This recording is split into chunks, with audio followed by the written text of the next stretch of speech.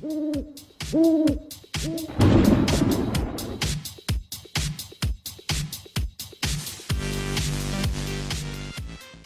guys, this is AndroidAtNight and this is Android Games News episode 6. Gonna run out of fingers soon. Oof.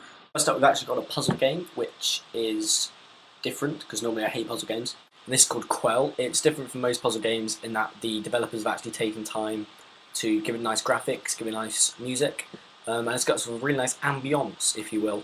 Your little raindrop and you push yourself around. I think it's Sokoban, which is the sort of mechanic. But there's loads of different things to interact with, like bricks and spikes, and if you like puzzle games, try it out. And you know where the link is already, I don't know why I bothered doing that. Next we've got a game that is sort of like SpeedX 3D, which is probably my favourite game on Android. Kind of like that, but it's much more psychedelic, so if you need something that's psychedelic to play, you can play this. There's a bunch of shields, power-ups, and things like that you buy with points.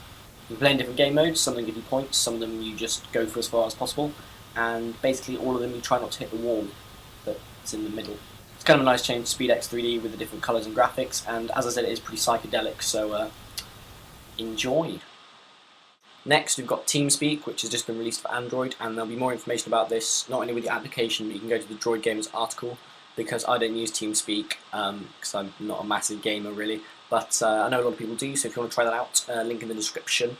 So if you do use it, you can now use it on your Android phone, which means you can TeamSpeak anywhere. Glue Mobile have released Eternal Warriors, which is sort of pretty much like Gun Bros, but it's a hack and slash. I actually enjoy it way more than Gun Bros because it's hack and slash, and I think it's a much easier sort of game mode to play with the virtual joysticks. Loads of swords and axes and other terrifying spiky things, which are all much bigger than you. You can play with your friends online, which could be quite nice, which is a bit like Gun Bros again.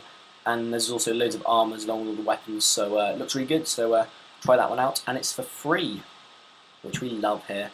If you've been jonesing for some Minecraft goodness on your Android phone, you can now use MineBuilder, which is pretty much a Minecraft clone, and I've never played Minecraft, I don't really see the appeal, but this is kind of cool, I guess, just to muck around with. So if you're a die-hard Minecraft fan, I think you can import some maps and sort of portabilize the whole experience.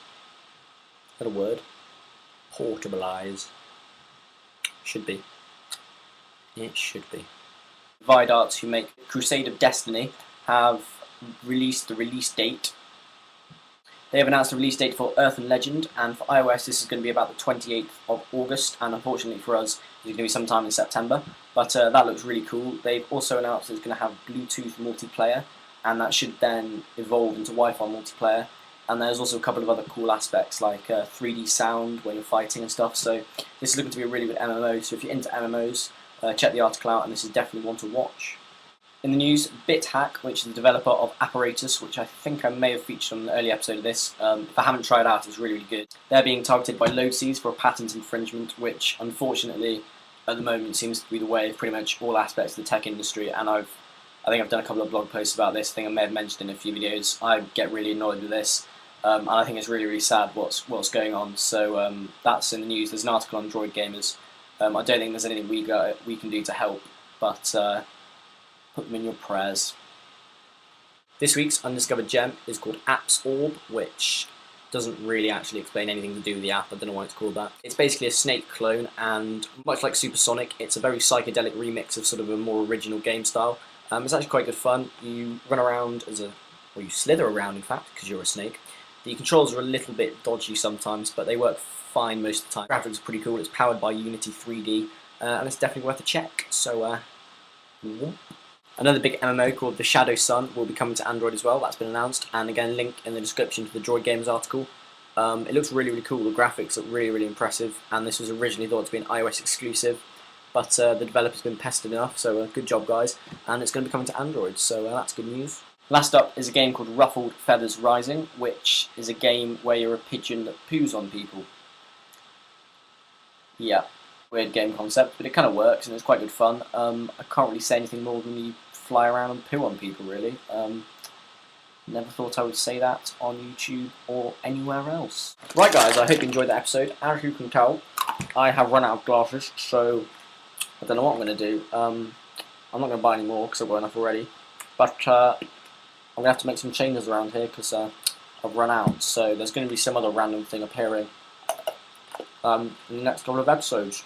You can follow me on Twitter, which will be in the description. You can subscribe to support the channel and the show, and also go to also head over to droidgamers.com and support their website. That's where I get most of my Android news, and where you should be getting most of your Android news. So I'll see you there.